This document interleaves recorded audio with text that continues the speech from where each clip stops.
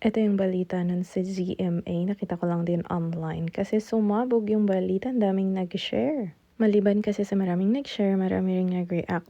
At yung mga Pinoy na nandito sa Finland, hindi pabor dun sa applications, yung pag-open.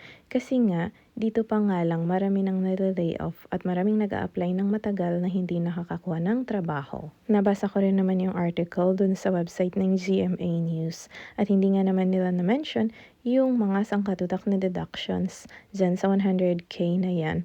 Lagpas 100k pa nga yung offer ngayon, pero hindi mo naman makukuha yun ng buo, 'di ba? Kasi ikaw magbabayad ng renta mo, tax mo, yun. At napakarami pang iba, personal, hindi ka naman stay in kasi na sagot ng employer mo.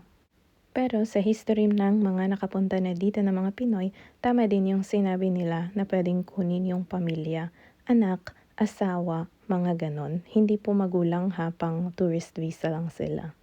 Tama rin po yung sinabi na pareho yung sahod ko dun sa local na taga dito. Yung pinanganak dito, nag-aral dito. Magkakaiba na lang kami, depende sa length of experience namin. Kung pareho lang kami ng work description ha. Magkakaiba lang kami ng sahod, depende dun sa length of service namin.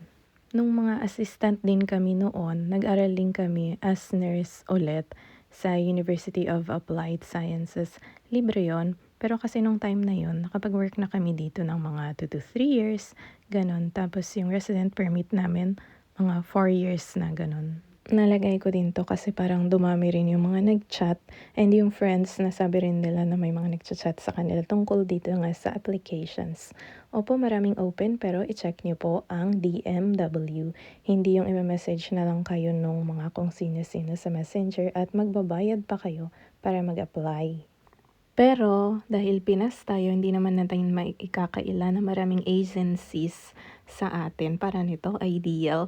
Narinig ko lang din to kasi may kakilala ako na dyan nag-apply pero hindi niya tinuloy kasi million yung kailangan niya para mag-aral dito sa Finland. Pero sabi nila marami na rin silang napasend dito through study pathway naman. Ayun nga, ang sabi ko nga din dun sa kakilala ko, kung may pera ka para mag-aral dito, go. Minsan kasi mas mabilis yon kesa dun sa 1 to 2 years na pag-a-apply mo ng trabaho dito. Yun, yung pag nag-apply ka ng work, hindi ka naman magbabayad ng anything.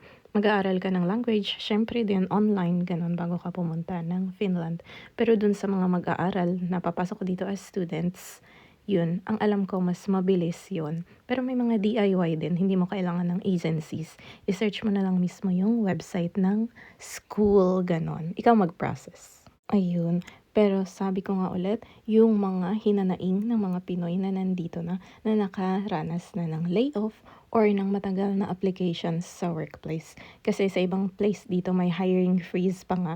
Tapos yung iba, sangkatutak naman yung applicants at hindi pa sila natatanggap. Kaya syempre, hindi positive yung tingin nila sa balita na to na nag-open pa sa Pinas. Kasi maging dito nga marami ang unemployed sa Finland.